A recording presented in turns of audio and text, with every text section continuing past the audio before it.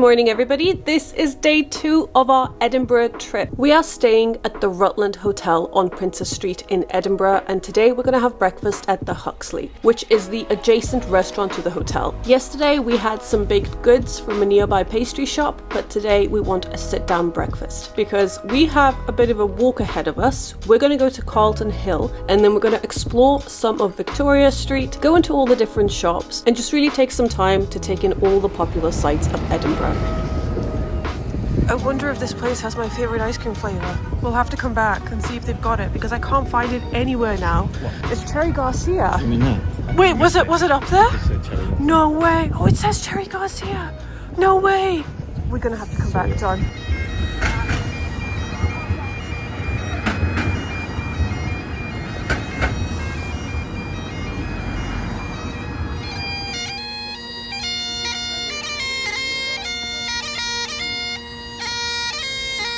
Our very first stop today is Calton Hill. We have made it to Calton Hill. It's just under 150 steps to get up here, I believe. For some reason, it seems a lot more difficult today than it did last time when I was up here. In fact, my very first YouTube video ever was on my trip to Edinburgh, and I pretty much posted it just to keep some memories of me and my family having fun in Edinburgh. I didn't even speak in that video. I believe it's currently private, but I will make it public just to commemorate this occasion. So this is actually quite a cool area. I would not believe the sign at the front that states Calton Rubbish Hill. I do like this place. It's very, very historic, and you get to see a 360-degree view of Edinburgh. And it's free. It's completely free. There is nothing rubbish about it. The first thing we're going to check out is the observatory. And there's more steps. Aside from Arthur's Seat and the Edinburgh Castle, I do believe that Calton Hill is probably the best place. You can see an incredible view all around Edinburgh, and the best thing about it is that it's free. It's also a lot easier and takes a lot less time than Arthur's Seat. Calton Hill is not a hike. You just go up a few steps and you're pretty much here. And the view is just amazing. It's very, very nice to see the city. I would recommend doing this on your first day just to get your bearings, to see where the old town is, far into the new town, the layout of the place, and to really take in how big and incredible this place is. I think it's a very good starting point. If you are going in late autumn or in winter, just make sure to bring a hat or some earmuffs, because I found that it is a little bit colder up here than it is further down, just because there's a bit more wind. It is an open space, and I really love these earmuffs. I got them from Harris Tweed. You would have seen it in the other vlog, and I absolutely love them. One of the standout features on Calton Hill is the National Monument of Scotland. This classical structure was envisioned as a tribute to the Scottish soldiers who died in the Napoleonic Wars. The original design aimed to replicate the Acropolis of Athens, with stones precisely matching those of the ancient Greek original. However, fundraising fell short and construction stopped after only 12 columns were completed. This led to its various unfortunate nicknames, including National Disgrace and Scotland Folly. Despite this, it remains a striking feature, and is also cited as contributing to Edinburgh's reputation as the Athens of the North.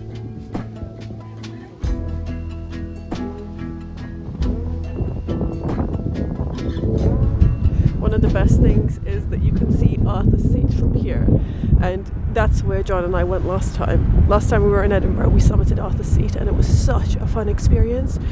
It was springtime though, and a lot less cold, so we won't be doing it this time round, but you can see it, and if you zoom in, there's actually people on top of it right now. That is amazing! Okay, now I'm actually jealous, John. Do you want to tell everyone what your phone is? Everybody already knows what my phone is.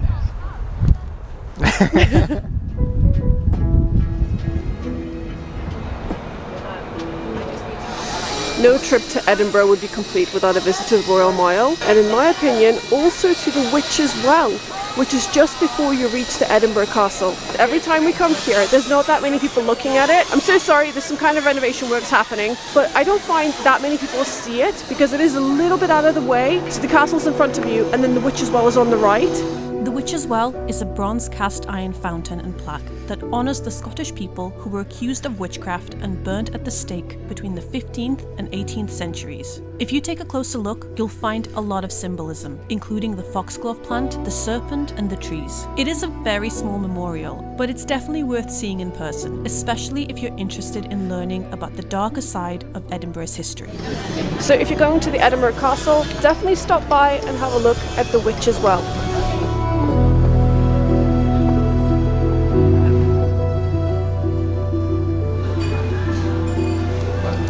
Lunch, we are back in our favourite little gastro pub, which is the Doric. It's the oldest gastro pub in Edinburgh, and they do an amazing IPA called the Doric IPA. You can only get it here, you can't get it anywhere else, and it's so floral, so delicious and crisp, and very, very refreshing.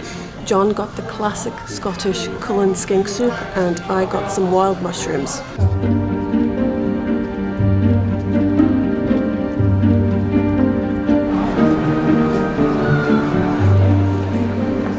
This street was the inspiration for Diagon Alley, but as the tour guide said yesterday, there are other streets in the UK that look more like Diagon Alley. For example, the Shambles in York, but allegedly this is the street. And I love it because there's lots of different little tiny shops that are so cute and all kitted out with many different little things like decorations and collectibles and books, and I really love that. Is that what you want, John? Yes.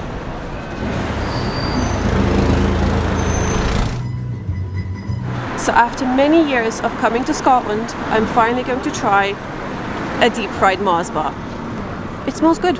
It smells sweet, a little bit like a pastry, like a cake. Yeah? All right.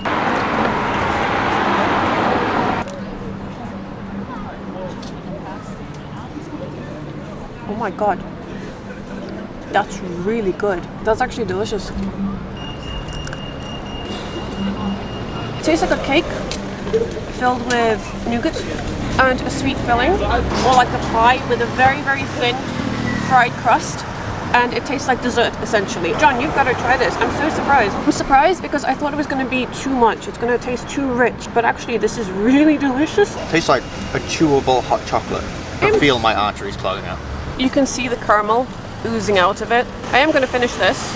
I don't want to let it go to waste. By the way, this was only £4, which I think is really, really good. I feel like I'm going to wake up tomorrow morning and crave this. So I have finished the deep fried Mars bar, and I just want to say that as delicious as it was, because it is so sweet, my teeth really hurt now. They really hurt. I told John that I would have it again, and he's actually worried. If you would like to try your very own deep fried Mars bar, you should visit Castle Rock. That's where I got mine, and it was very tasty. After that delectable Mars bar, we're going to pop into Armchair Books, which specialises in very, very old second-hand books. Rub our chocolatey fingers all over. John said, rub our chocolatey fingers all over them, which we will not be doing. I promise you, we will not be doing that. That is a heinous act.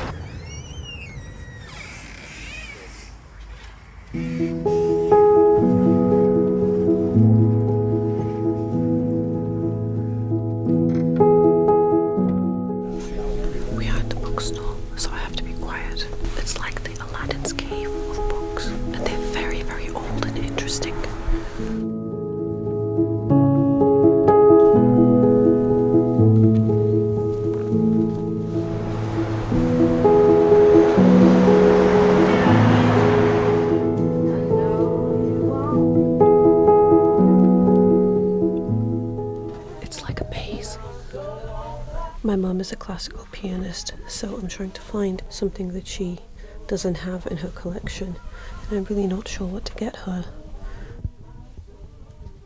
This looks interesting.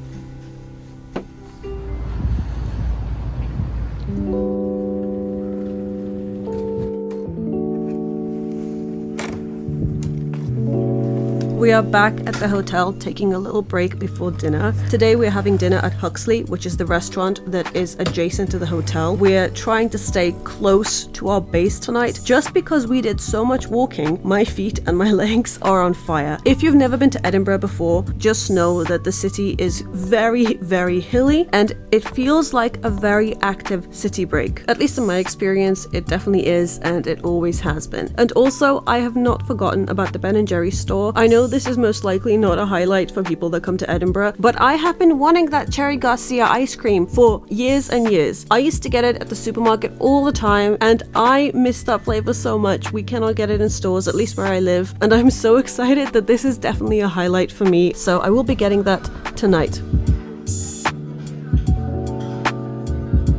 This is my favorite ice cream in the whole wide world. It is the Cherry Garcia, and today I get to taste the Cherry Garcia because the best taste for me is the taste of the Cherry Garcia. If you get that reference, please let me know. It's from Friday night dinner. I know what you're gonna say. The cherries, they're much too sweet. The cream, it is too much not sweet. And the spoon, it is smelly. No, I'm kidding, it's delicious. It tastes exactly like I remember it, but better. It's winter in Edinburgh, and we're eating ice cream in the Ben & Jerry's. This is it for today's video. Thank you so much for watching. I really hope you guys enjoyed it. If you did, please don't forget to leave me a like and subscribe, and I'll talk to you next time.